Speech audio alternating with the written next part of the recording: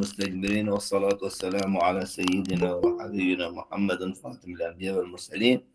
وعلى آله وصحبه ومن دعا بدعوته يوم الدين. سبحانك اللهم لا علم لنا إلا ما علمتنا إنك أنت العليم الحكيم. اللهم علمنا ما ينفعنا وانفعنا بما علمتنا. درس ميا داوي إيرو سورة ناس تفسير كشافة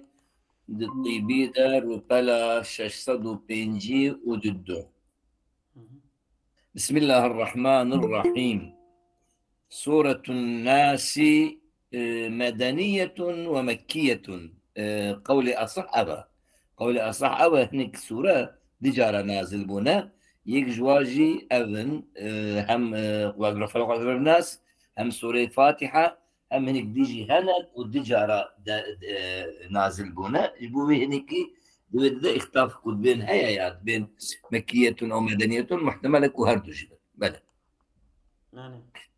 بسم الله الرحمن الرحيم. قل أعوذ برب الناس ملك الناس إله الناس من شر الوسواس الخناس الذي يوسوس في صدور الناس من الجنة والناس.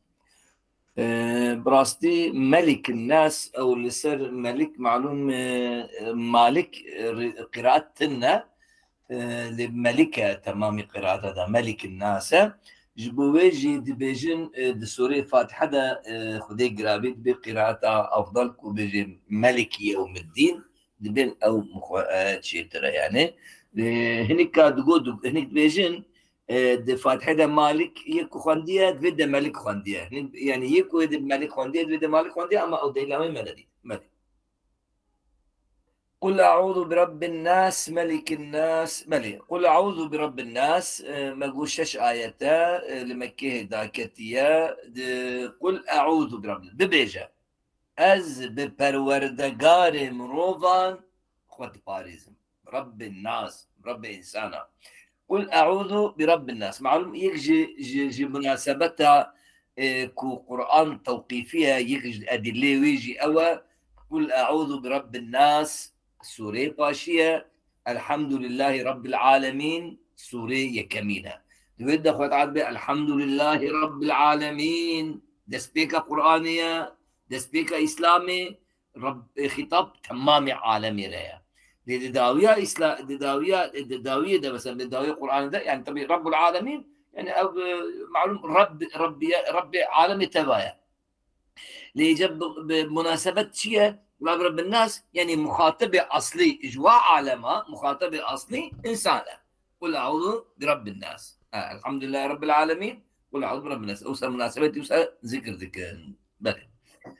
ببيجا أز بپروردگار مروفان خود باريزم ملك الناس بادشاه سرور مروفان أو إله الناس خداي مروفانه إلهية ألوهية من شر الوسواس الخناس إجا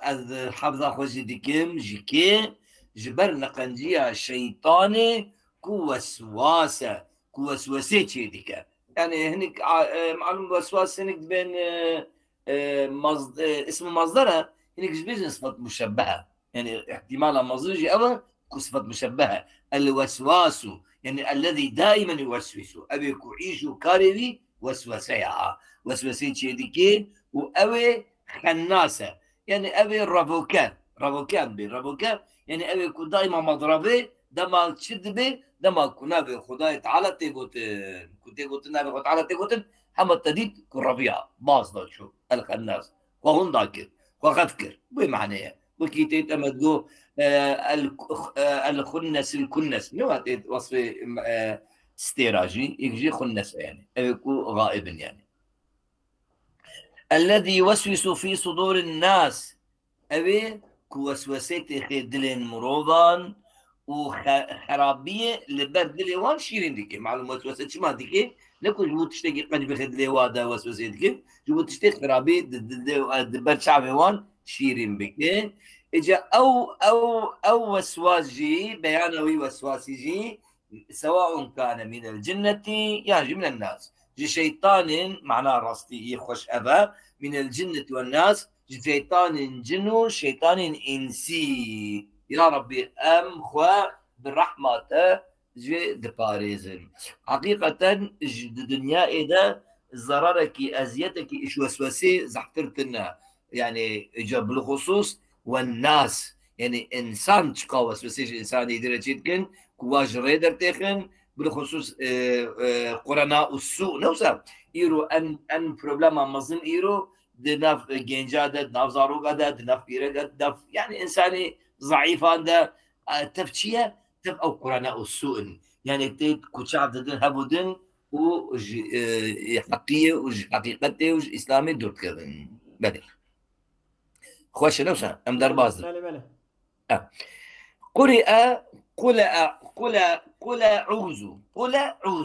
قل عوزو يعني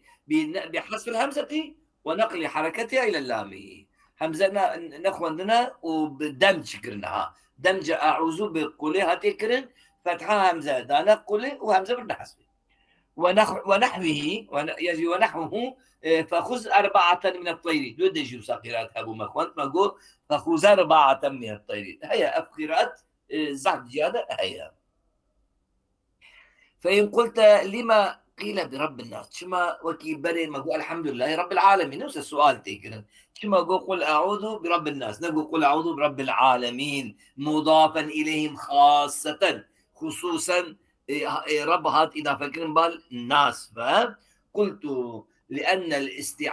الاستعاذة وقعت من شر الموسوس في صدور الناس يعني دبيت دوجي سيدايتي بيش دوجي يعني إن المستغيث هو الناس وحده إلى ربه من هو المستغيث يكون استغاثة غير لازمة يعني إنسانها يعني إلى ربه ومالكه ومعبوده شيء مما يصير من البلاء لما قلت لأن الاستعاذة وقعت من شر الموسوس والشيطان وسوسته في صدور الناس فكأنه قيل مثل أعوذ من شر الموسوس إلى الناس برب الناس إجبوي أما دمك وسوسة إنسان ربي كريم نخم مناسب أو كأم ناضي خداي كربيتيا إنسان معلوم على ربي عالم التبية لبلي مناسبتها كموسوس إليهم ناس نخوش بوي مناسبته منابي خد على بدقو برب الناس إجابة شماجي لو بربهم الذي يملك عليهم أمورهم أو يكون مالك رب هذا رب الناس ويملك عليهم أمورهم يعني ملك الناس وهو إلههم ومعبودهم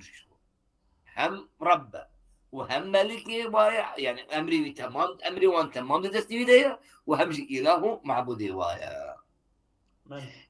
أمي الطبي ميزين خوشت كيودي كما يستغيث بعض الموالي إذا اعتراهم خطب يعني مصيبة أزية شغل كوري سريوا وموالي وكولات شتكن يستغيث بسيدهم مثل سيدهم ومخدومهم ووالي أمرهم ديسا وكيكم أقول رب بشتي ربيتي مزنطر شيء ملك إيش ملك يجي مصدر إله ذدجي السيد يعني سيدي ومخدوم لازم خدمته ووالي أمري شو هرتش دستي ويدا تمام أمري وان دستي ويدا يعني تقول كي سيداتي بدويتشي راعى في الترقية في الإغاثة فإن الدفع من جهة التولية يعني ولي الأمر أقوى من جهة الخدمة أو مخدومتي مصدرة نوا يكي هرتشتي مودستي بي أو مصدرة يكي يكون مخزمتها هي بيجي ثم من جهة السيادة أضعف من جهة خدمتي إجا السيد جي إيش خدمتي مثلا شو سيد بس سيدة هي تشتكتنا إذا مخدوم خدمتك بيشتي خدمتي عبادة يعني ولي الأمر كذلك عين وكي بيجي أمد ملك رب الناس ملك الناس إله الناس البين بيجي كذلك معنى القهارية في الألوهية أو مرتبة بلندة أو الطاشدة اشتيا أو أعلى منه في معنى المالكية كوكو ملك الناس ثم أبجي إجا أعلى من شيتي من جهة الربوبية ربية أو فرناك ربية يعني نسخة تربية ربية ربوبية بل تشتي دي جهة أم دوي جهة ما بخوين خوشها وفي بعض تفاسيري إن دفع شر الشيطان ووسوسته شواتيكرن يعني دفع شر الشيطان بتشتيكرن بأحد أمور ثلاثة بتسي وجهها إما بأن لا يمكنه من الوسوسة الشيء أو من حيث كونه ربا. يعني جيتكو ربا تكون ناهلة بيشاوي دقري دبي تمام أبا وسوسة النار أبيك يشتنا يعني بأن يمكنه بلي إذن ددية إذن إذن لكن يمنعه غير قهرا من حيث مالكته، لكن ممكن ملكي ويا ملكة على ملكة يعني السرورة ويجي هاتي شدكي إذن ددي ومنع ويدك يجب بأن ينهاه عن الوسوسة زجرا لكن يريد اختيارا. يجي إذناوي بدي واختيارية جزء اختياري يجي بدي، لكن من حيث كوني إلها بأمري وكيد بينك بلد أو يجي خوشة أو يقال أمثل الرب وملك وإله تشتغل نهاية إن العبد استعاذ بالله من الشيطان أما علل الاستعاذة بتشير بأوصاف مناسبة على الترقي. وصفه عز وجل أولا بأنه الرب، لأن أول ما يعرف العبد يعني إنسان أوليج خدا يتشد خدا الناس تدبينه من كونه منعما عليه ظاهري وباطني. لو كل نعمة اللي سر يدك تشتي ظاهري وباطني أولي خدا مبتشناس بنعمة مناسبة، ثم ينتقل منه إلى معلومات بأنه متصرف فيه ومالكه. بشد رب الناس مالك ملك الناس ملك المجي يكو أمر من دست البداية يكو تصرفات مدرجتك أو خدايا منها. ثم بل ثم ينتقل إلى المعرفة هينو هل خداي خداي معبود ونازدك بأنه هو المعبود على الإطلاق وأن لا مصير إليه إلا إليه، إنا لله وإنا إليه راجعون. هذه عبارة خوش بها بلى. إذا فإن قلت ملك الناس وإله الناس ما هما من رب الناس؟ يعني تشعل قواب هبرهية فيداوان شيا حتى بالتعبير جدا دنا حويد التركيب أخذ بنت أو جينا ما هما من رب الناس. يعني التركيب أخذها أمبيخن شيخ رب الناس ملك الناس إله الناس. يعني طبي هم عرابة شيا وهم فيداوان شيا بقلت هما عطف بيان بدل عطف بيان نشبش ربي كقولك تدبيت تدبي سيرة أبي حفص عمر الفاروقي. شو قلت أبي حفص بدل عطف بيانش بش يعني عمر بدل بش عطف بيانش بش أبو حفص وهكذا الفاروق أبجي بشكلية. إذا فايداوي تشيد بي مزنا بينا بملك الناس يعني هاتي التوضيح كرن رب الناس كون ملك الناس ثم زيد بيانا هاتي التوضيح هاتي زيد كرن بتشيد بإله الناس شما يعني قيرب تيريناكي دبنا لأن مليك تيريناكي لازم إله به تمام بترتيبها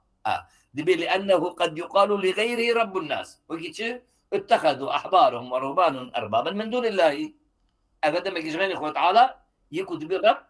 حول قرتنا نعم. وقد يقال ملك الناس جي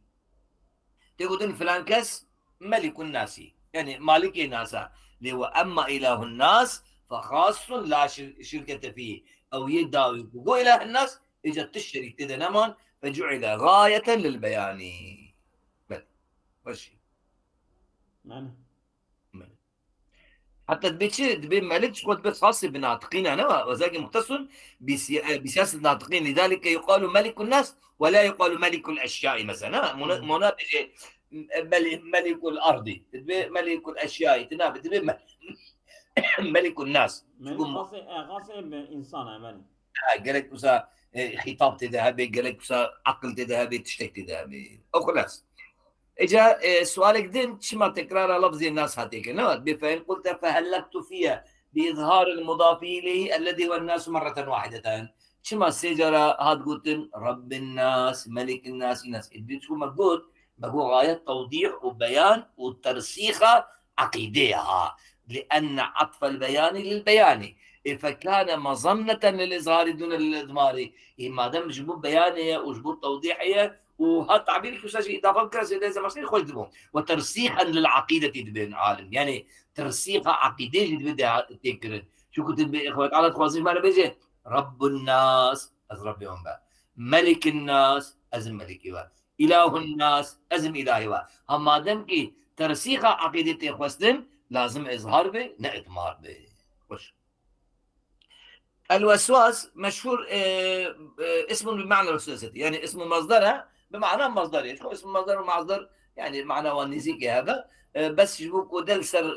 مثلا تتوسوس يوسوس وسوسة درك بهاتا مصدر نفسها، يجي وسواس بهاتا يكو وسواس هاتيا أم بيجن ومعنى مصدر يجي أم تدد بينن، وكي السلام بمعنى تسليمي أم بين وسواس بمعنى وسواسية كالزلزالي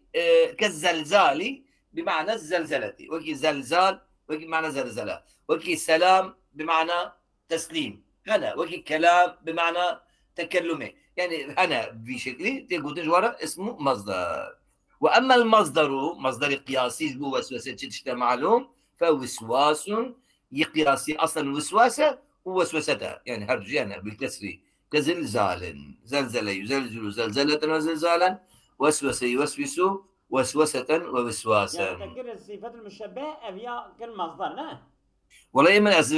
صفات مشبه ما تشكري لأن أبي قصدي اسم مصدر بنبل. هو إذا بيجي ناخذ المراد بها الشيطان، ها أمزانكم مراد الوسواس الشيطان، شو مع جبوي تكون معنا صفة مشبه التأويل جينا لازم أبي. ليش بيجي مصدر اسم مصدر تيجي بيجي تبي سمي بالمصدر كأنه وسوسة في نفسه، يعني يقول قبيلة زيد عدل نفسه، يعني من باب المبالغة قبيلة زيد عدل، يعني زيد عدل يعني الشيطان وسوسة وسوسة سمي بالمصدر كأنه وسوسة في نفسه. شما لأنها صنعته وشغله الذي هو عاقب عليه، يرى شغل صنعتاوي وضيعتاوي وعيشي وكاري وشغلي وكو 24 ساعة كي أو أبيك يجي معلومك يكون بيجن زيد عدل مدبوء إما للمبالغة أو على حسب المضاف نفسه، يعني زيد ذو عدلها أو أريد ذو الوسواس ذو الوسوسة أو خلاص. وكا وزيد عنده ذو عدل بلى. بلى. فري وسوسة وسوسات كان أما قوية وسوسة لأجل كنت بيجي صفات مشبهة احتياج ظاهر تأويلاجي نعم. إيه راسته. والوسوسة الصوت الخفي، ومنه وسواس الحلي، ومنه يعني سيدات القل لغتها نهرت يا دمين سيد الشباب. ها أري إيه طبعا. بلي أنا هيا كو عالمي كنت بيرسم شباب بني. إيه باش خوش. أدبين قيد النحو القرآني جمع ملكي يأف كلمة نبي وكي كلمة من النيسان دي بلي. ومنه وسواس الحلي، الوسوسة الصوت الخفي، الصوت الخفي بتزخف به جدي ودن وسوسة، ومنه جبي معناها وسواس الحلي. أخي بيقى حلي من نميزة لغة تام خشيت نهدينا بيقى خشي بيلك وقتك ودنجي واندر تلو نانا حلي تام الشروق تذن ينجو هارن وسواس الحلي أو أزهرم أرشطر كازي ابن القيم عبارة يمكن تشرفهم بيه من ابن القيم عبارة نقل كيد يقول ابن القيم الوسوسة الإلقاء الخفي في النفس، إما بصوت خفي لا يسمعه إلا من ألقي إليه إذن يا بصوتك خفي، وإما بغير صوت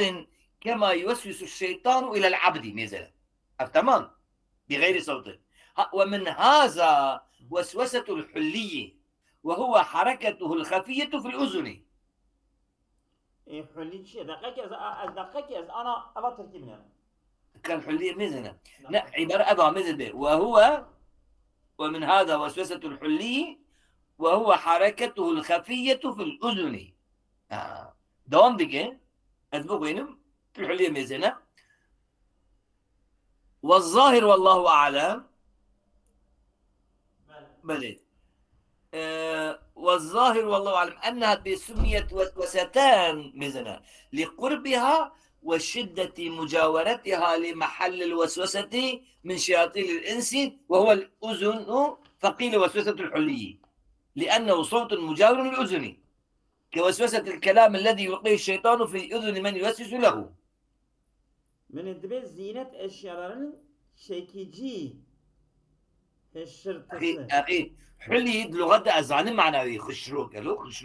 خشروك يعني مدبو خشروك التزيين يعني الزينة له حلي حلي المرأة يعني زينتها أو خجرتياوي وطبي زينة شيكيجية جيا أو تشتكى وسوسة جميع مرات شتكى يعني مرف ها جد أدبم أولى بطاندنا جوهاري كدو جهدة ها ماله أو دلقاني ده وصلت تكيب جو تبدأ تيه راجيجي كاتشيا أو سمو بيجي يعني عين الشيء وساعة ماله ماله أو خلاص الخناس معناه الخناس هي الذي عادته أن يخنس يعني أو يكون برافي ومنسوب إلى الخنوس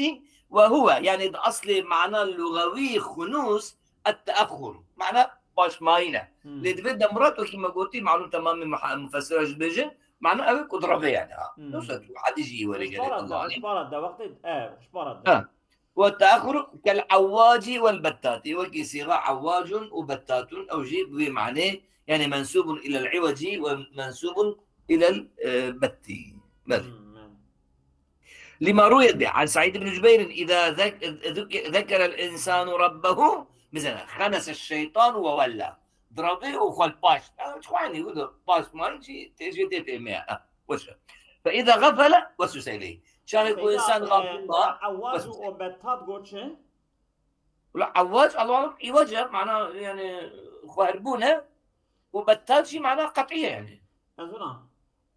عاج كدبي عاج فيل دي شهية دراني فيلا كد فروش عواج عواج يعني صاحب العوجة بتاتشي أبيك كلمة يعني أبيك أبيجن مثلا خالي مالية فروشة تمام خوش خناس أبيك عادتي أخنسين في عواج أبيك وظيفاوي أبيك عوجات شتكي أنت فروشة شتكي صات تجاري صات جد بيجن نو خوش يعني الذي يبيع أو الفيل يعني عاج الفيل بل عاج الفيل وبتات أبيك يصنع الكلمة يعني يصنع الخليل أو كشتكي خالي مالية فروش جزاك الله خير لما روي عن سعيد بن جبير إذا ذكر الإنسان ربه خنس الشيطان وولى أضربه فإذا غفل وسوس إليه إجا من شر وسوس الخناس الذي يوسوس دبي ده ست تركيبات شيتكي دبي يا صفتها يجي أمي قطع صفته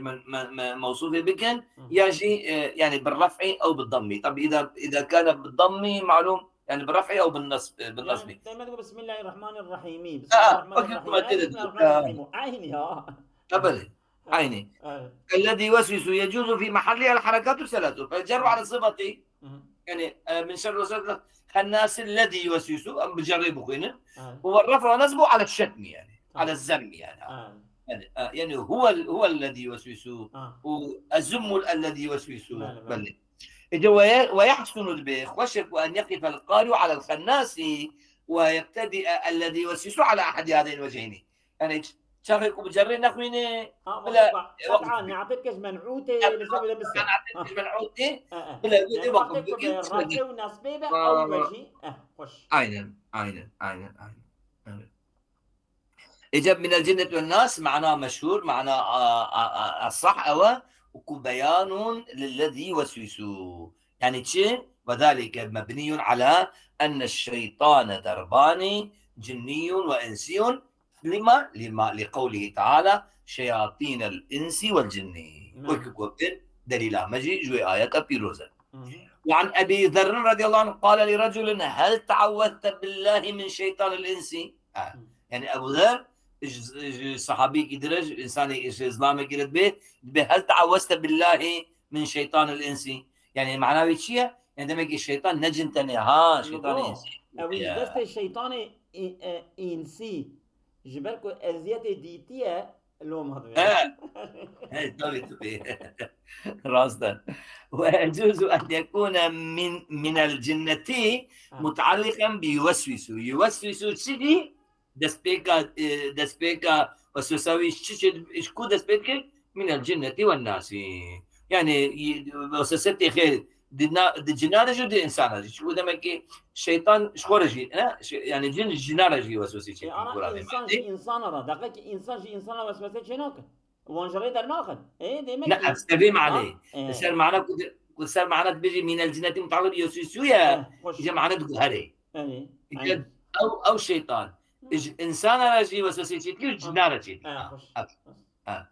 ومعناه ابتداء الغاية يعني شيء أي يوسوس في صدورهم من جهة الجن ومن جهة الناس يعني أو تخي وسوسة تخي بقلب الصدر سينجا جن وإنسان هذا نا ظلام يعني الشيطان يعني طرف عسكري خدا عسكري ويكو جنجي هنا عسكري ويكو إنسي هنا جي طرف واندا دخل دلي إنسان نكو شيطان دخل دلي جنة أو دلي إنسان أبني الذي يوسوس في صدورهم لكسنجي وانجي من جهة الجن ومن جهة الناس اشترف وانادك يعني بواسطة وانادك دلي وانا يوسوس في صدور الناس يوسوس من جهة أفراده الجن والإنس تدري يعني مثل مثل أن يوسوس في قلب المسلم من جهة المنجمين والكهان بخ يعني مش إما يبيشي بواسطة يا ومن جهة بواسطة ومن جهة الجن أن يضرون وينفعون مثل أن يوسوس في قلب المسلم من جهة المنجمين والكهان كودا جواج طرفها إنسانا أنهم يعلمون الغيبة ويوسوس في قلبهم من جهة الجن وأنهم يضرون وينفعون يعني أو من الجنة والناس دبا حال ايش فيش يبقى حال بأخرج نقول متعلق بيوسوسوا ايش مخرج وقت حال بني وعن بعضهم جاوبت يعني على البيان يكون من الجنة والناس حالا من الضمير حالا من الضمير الذي يوسوس على كونه كائن من الجنة والناس على كل حال من الجنة والناس يعني الشيطان وقيل من الجنة والناس جار أو معنى طبيعي نخوش قلت لنا من الجنة والناس بيخم بيان جبت فيه يعني الذي يوسوس في صدورهم إجا أو ناس كينا من الجنة والناس أو ناس كينا جنة ناس أري يعني الناس نافي جن وإنسانة أري وقيل يبيش بقى وقيل من الجنة الناس بيان للناس هذا بيجي وأن اسم الناس ينطلق على الجنة يعني على الجنة أيضا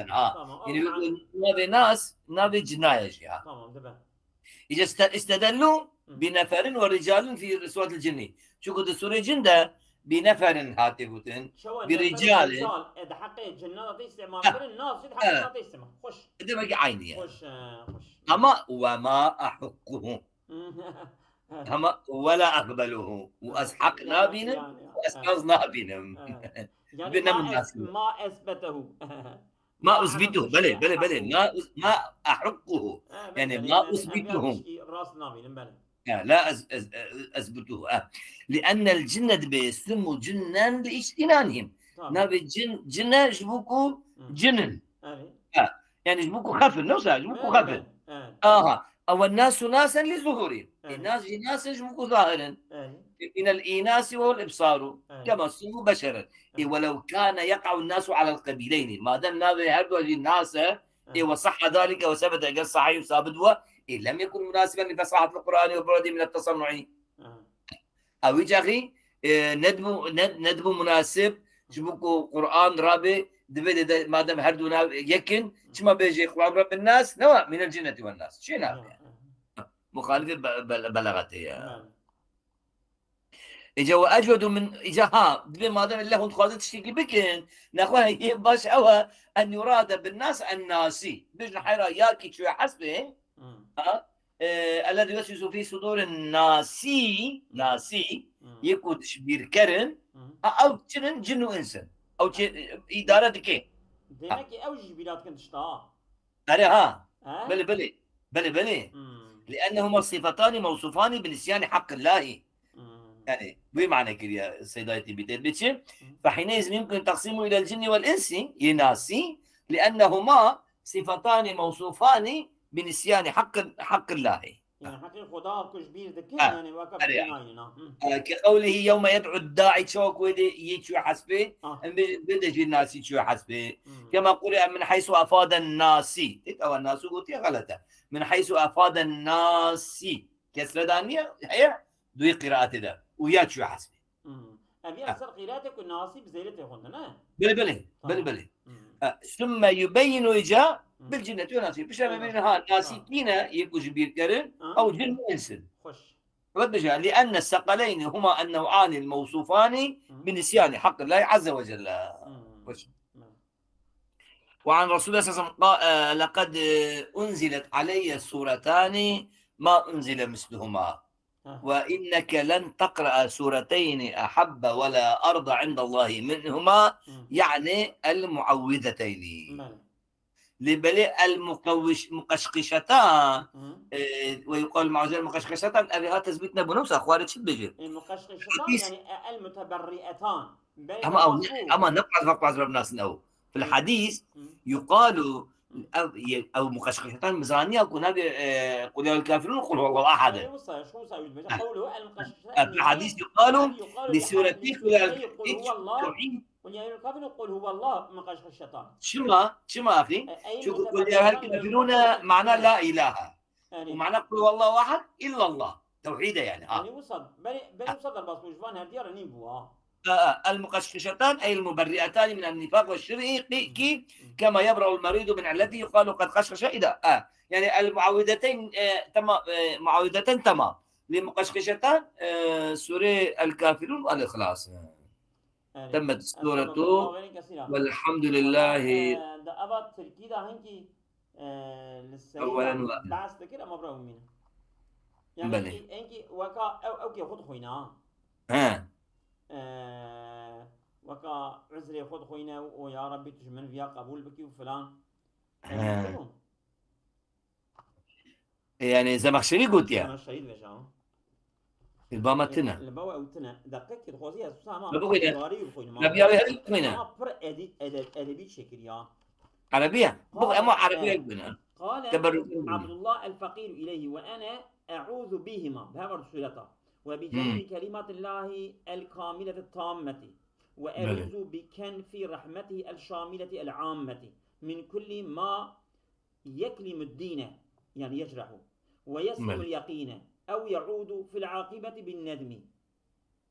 أو يقطع في الإيمان المصوت باللحم والدم إيمانك وصفك بالإندار بك وأسأله بخضوع العنق وخشوع البصر ووضع الخد لجلاله الأعظم الأكبر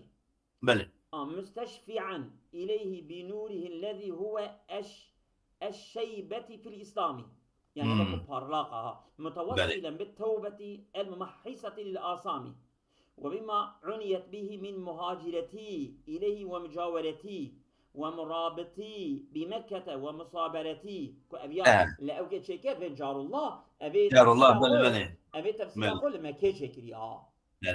يعني البركة عبي حتى نقدان يجي مكيناتيه على إيجاد بني على توكلي من القوى دقل قوة من يعني أكتب هاتي خورن كين بيها وتخاذلي من الخطأ نكار من قابل خوشي بابشم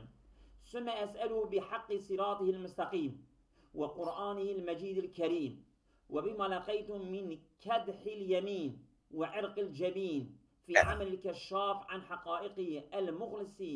عن مضائقه المطلع على غوامضه المثبت في مضاحه المخلص لنكته ولطائف نظامه المنقر عن فقره وجواهر علمه المكتنز بالفوائد المفتنة التي لا توجد إلا فيه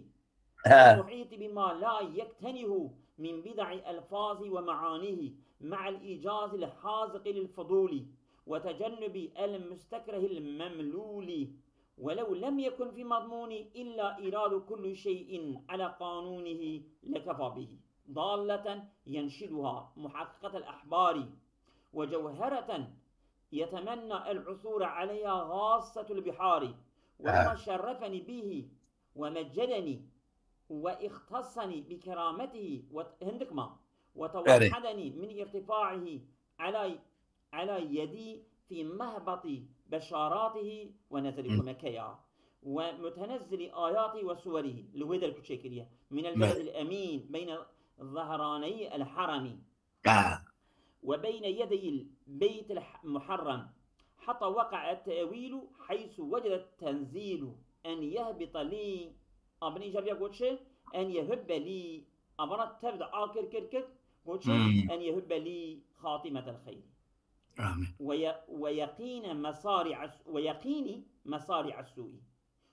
ويقيني أفضل منك ويتجاوز عن فرطاتي يوم التنادي ولا يفضحني بها على رؤوس الأشهاد ويحلني دار المقامة من فضله بواسع طوله وسابق نوله إنه الجواد الكريم الرؤوف الرحيم. بردا جمال الرجاكي بكم دكا أجي دقيقة رجاء خب به لأزيد شكي بيجم رجاء خب شبه له بري بلا بمن أزي بيجما بيجي دقيقة بيجي الكلام كده صبي درسا ماد 80 آية أمي درسا فلسفة بخويننا إذا كان جاء سيدايتي بيجي حق السلمى هيا كام دعاء بيجي هم هنديك بخوين اللهم يا مولى النعم ويا راحم الأمم ويا محيي الرمم أنت المعبود وأنت المستعان بكرمك ثبتنا على صراطك صراط الذين أنعمت عليهم من النبيين والصديقين والشهداء والصالحين ووفقنا على ما نرافقهم به في دار كرامتك في جنات النعيم وجنبنا بشمول رأفتك عما نوافق به الزائغين مما يكلم الدين ويسلم اليقين آمين يا رب العالمين. ويا سامع الأصوات ويا جامع مجيب الدعوات ويا مقبل العثرات ويا مقيل العثرات تقبل توبتي وامحو حوبتي وأقل عثرتي فيما صدر مني مما لا ترضاه خصوصا فيما تصديت لإيراده في فتوح الغيب وفيما توخيت إبرازه في الكشف عن قناع الريب وصلي على حبيب الله على من بدأ به البدايات وانتهى إليه النهايات رحمة الله المهداة للأمم سلفها وخلفها النازل من آل إبراهيم ذراها وبيت شرفها وعلى آله وعترته وأزواجه وذريته وعلى سائر المكرمين بصحبته والمتبعين لسنته الدارجين منهم واللاحقين لهم وارحم أبوينا اللذين قوما أودي وأصلح عوجي